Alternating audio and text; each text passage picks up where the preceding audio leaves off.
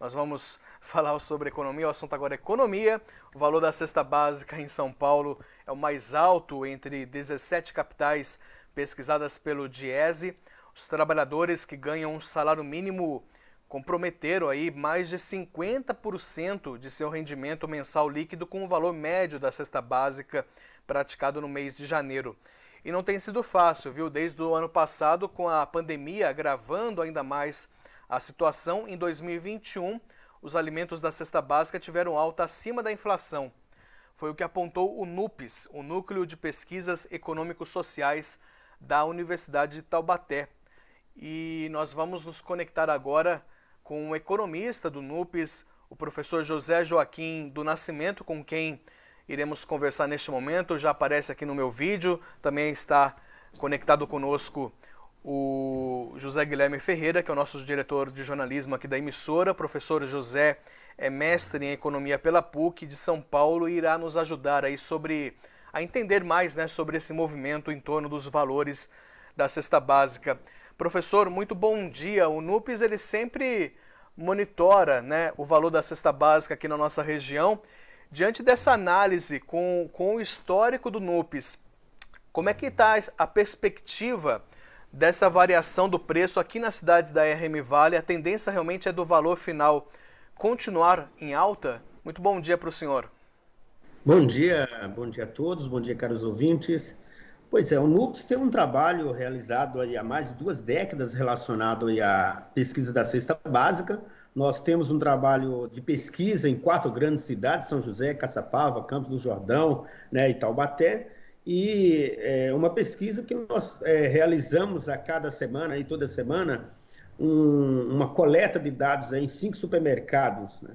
Então, o que nós temos observado, pelo menos os dados mostram isso, que os alimentos têm ditado aí o ritmo, né, de variações de preço da cesta básica e informando, pelo menos, ou trazendo a informação de que esses reajustes que são gerados por diversos fatores estão a cada dia mostrando-se mais fortes, mais resistentes e, consequentemente, mais prejudicial à melhoria do bem-estar das pessoas. É isso que nós temos observado com essa trajetória de crescimento para produtos básicos, né? Porque nossa cesta ela tem o produto alimentício representando 90% do nosso cálculo. Então, são 3 grupos: alimentos, higiene, limpeza e higiene pessoal. E o que, de fato, vem determinando um comportamento aí firme em relação à inflação é exatamente o grupos de alimentos que, com certeza, o cidadão que trabalha usa o seu salário, na maior parte, para atender a essas necessidades básicas.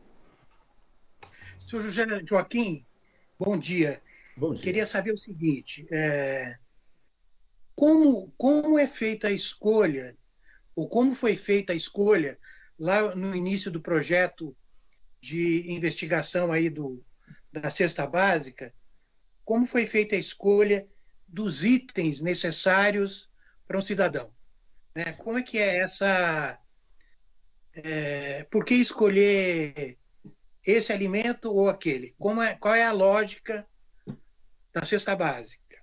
Pois é, a nossa cesta básica, ela não foi, pelo menos os parâmetros, eles não foram criados exclusivamente por nós. Nós pegamos a base, né, de escolha feita, por exemplo, pelo IBGE, nós pegamos a base de escolha de entidades oficiais. Elas adotam o critério de considerar um grupo de produtos que são usados diariamente na alimentação das pessoas, um grupo de produtos que são usados do ponto de vista de higiene pessoal, de higiene e limpeza. Então, quando nós falamos, por exemplo, creme dental, quando nós falamos no absorvente, ou quando nós usamos do ponto de vista do alimento a parte de cereais, a parte de carnes, leite, como produtos que são essenciais, né, que são conhecidos aí como grupo de produtos que entra até no que chamamos de ração humana, eles estão sim na base. Então foram considerados exatamente esses produtos que estão mais presentes na mesa do cidadão. Se nós falarmos de hortifrutis, né? Então as folhas, batata, cenoura, são os produtos que estão de fato na base da nossa alimentação, uma questão cultural. Então, claro que nós usamos parâmetros de entidades oficiais e elas estão naturalmente baseadas nessa ideia de que são produtos do grupo de alimentação, por exemplo, ou higiene pessoal e limpeza, que estão sim sendo frequentemente, ou seja, com uma frequência maior mais presente na mesa do cidadão. Existe uma variação relacionada à sazonalidade ou não? Sim, nós acompanhamos a variação. O senhor fala em relação à quantidade de produtos? Não, nós temos uma cesta fixa de quantidade de produtos. Por exemplo, produtos alimentícios, são 32 produtos que nós acompanhamos essa variabilidade há mais de 2 décadas. E é claro que a coleta é a mesma, no mesmo dia, nos mesmos supermercados, para o mesmo produto, para a mesma marca. Então, a questão estatística ela não é ferida porque nós respeitamos esses preceitos básicos da metodologia científica para verificar essa variabilidade.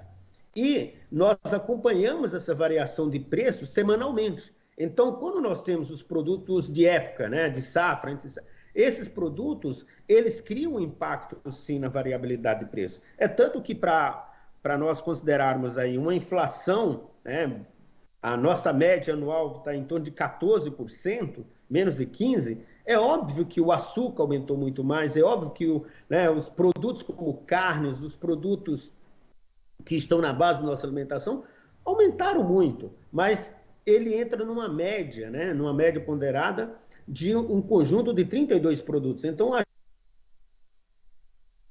não percebendo essa grande variabilidade desse produto, mas ele existe, porque ele está na base, claro, e ele forma um conjunto de produtos que estão permitindo identificar essa variabilidade de preço mensalmente. A gente tem relacionado diretamente aos preços dos alimentos a questão do preço dos combustíveis, né? Da gasolina. Como é que o senhor analisa a questão inflacionária hoje, né? Em relação a essa pressão exercida pelo combustível? Nós devemos considerar que o Brasil é um país que se movimenta pelas estradas, né? 60% da nossa, vamos dizer assim, do nosso movimento de transporte hoje, de cargas de pessoas, estão aí na parte de transporte rodoviário. O país tem uma matriz desbalanceada.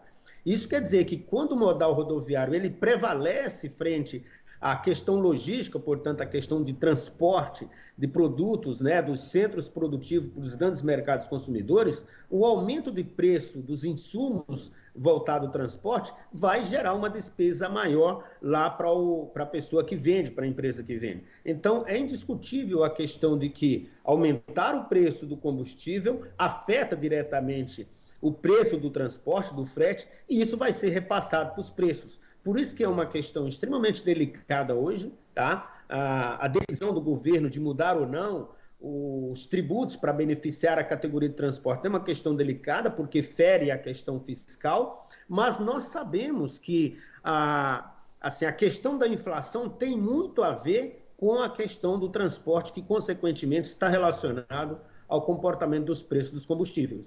Então, isso é algo que nós, infelizmente, precisamos lidar, porque é um país que se movimenta pelas estradas e essa logística para nós representa um custo que é fácil de ver aí nos preços dos produtos que estamos consumindo. Então, eu só queria ressaltar aqui que a gente tem a notícia agora da manhã do IPCA de janeiro, né, 0,54%, e é o maior para janeiro desde 2016. Só para reforçar aí a pressão da inflação já nesse ano de 2022. Vou passar para o Rodrigo. Obrigado. Okay. Professor, somente para a gente poder finalizar aqui, é sempre importante a gente sempre reforçar a questão das orientações para o consumidor, né, no caso, porque a gente vê essa variação constante nos valores da cesta básica, mas eu acho que a regrinha básica sempre fica o economizar, o pesquisar, né? Quais são essas palavrinhas-chave, professor, que o senhor poderia passar para quem realmente fica assustado, né, com essas variações de preços tão altas, tão constantes que ocorrem nos valores da cesta básica? Primeiramente, eu gostaria que o ouvinte, o cidadão, ele considerasse o seguinte: o que é uma economia? É uma casa, tá? A ciência econômica diz que a economia é a administração do lar. E o cidadão que, mesmo que não conheça aí da série de termos do linguajar do economês, ele pode considerar que é possível realizar uma série de medidas em casa que pode melhorar a capacidade de consumo dele, que pode naturalmente reduzir o custo na aquisição de produtos. Basta ele olhar como é que deve estar acontecendo o consumo dos produtos em casa. Será que ele está controlando? Será que ele está tendo um conjunto de medidas sobre um produto que está vencendo, um produto que ele pode comprar em maior quantidade, né, por atacado? Porque hoje nós temos as lojas chamadas de atacarejo, né, os nomes não precisam falar, mas a gente sabe que existem, e ele pode estar comprando em quantidades um pouco mais elevada, já que tem um consumo, uma frequência de consumo significativa no mês, para economizar por unidade, obviamente. Ele pode, naturalmente, considerar que as lojas, os supermercados, têm estratégias de vendas de grupos de produtos em cada dia da semana, então tem a promoção de legumes, de carnes, de leite, e ele precisa, inevitavelmente, dado a renda cada vez menor, fazer esse sacrifício, correr em mercado, né, ir nos mercados que estão realizando essas promoções em dias da semana, verificar a possibilidade de aquisição de produtos de forma por atacado, creme dental, sabonete, né, o leite, outras coisas, porque tem uso frequente, considerar em casa a possibilidade de um controle mais rigoroso em produtos que podem estar estragando. Nós temos uma perda hoje em casa de pelo menos uns 15, 20% do alimento, faz em quantidades demasiadas, não tem o controle do produto que está chegando, que é uma ideia lá da contabilidade, do controle de estoque, o primeiro que chega é o primeiro que vai consumir, é o último que vai consumir. Então, existe sim uma inteligência dentro do lar para administrar a casa, que pode resultar em economia no consumo de produtos que estão subindo. Substituir um produto que está em entre safra por um produto que está na safra. Então, meu caro, existe sim uma inteligência dentro do lar capaz de reduzir o consumo, capaz de otimizar a renda e, de certo modo, se desviar um pouco de produtos que estão tendo alta significativa e, desse modo, a gente enfrentar esse elemento tão perverso que é a tal da inflação. Então, medidas, ações em casa, tomada de decisões em relação ao dia de consumo, a categoria de produtos, a quantidade, podem sim ser os grandes instrumentos, aí, as grandes ferramentas capazes de fazer com que o cidadão enfrente esse período crítico de inflação alta, tá? E queda na renda, e possamos passar esse ano e o próximo, que com certeza os indicadores mostram que até o ano que vem estaremos nessa, aspas, né, psicose de controle do consumo em função dos aumentos de preços que estão sendo puxados pela questão do combustível, pela questão da energia e por outros fatores externos que, infelizmente, estão relacionados a decisões de governos irresponsáveis que têm uma lógica de gestão que não é compatível com o interesse do cidadão ou da maioria dos cidadãos.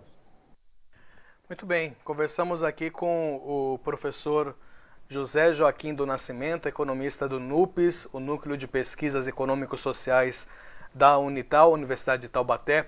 Professor, muito obrigado pelo seu bate-papo aqui conosco. Seja muito bem-vindo sempre aqui ao Jornal Abre Aspas. Um ótimo dia para o senhor. Ótimo dia para todos vocês e nós que estamos agradecidos aí pelo contato, pela nossa contribuição. Obrigado, professor.